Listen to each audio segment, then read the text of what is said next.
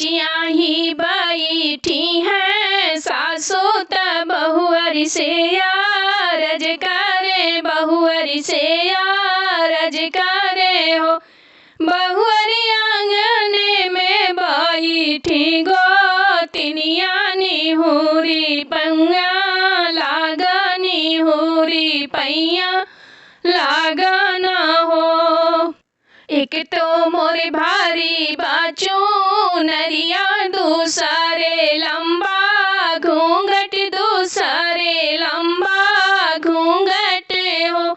सासू तीसरे में गोदी के लालनवा, हम कैसे पैया लागी, हम कैसे पैया लागी न हो।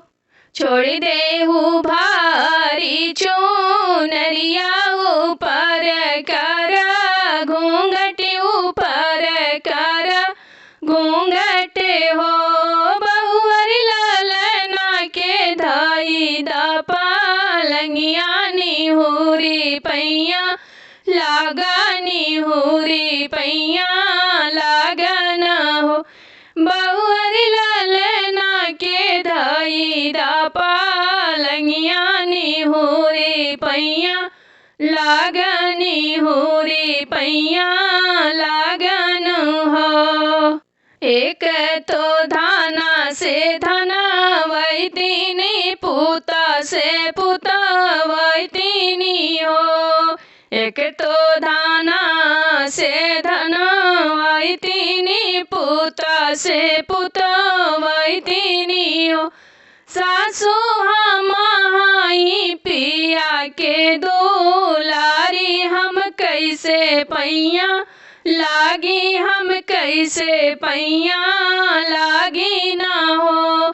सासू हमाई पिया के दुलारी, हम कैसे पैया लागी, हम कैसे पैया लागी न हो।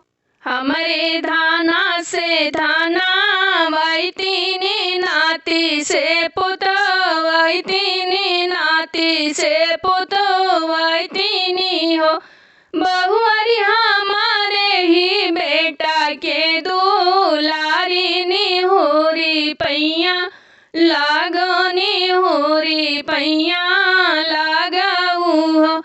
बहुअर हमारे ही बेटा के दुलारी, निहुरी पैया लागनी हुरी पैया लागऊ हो।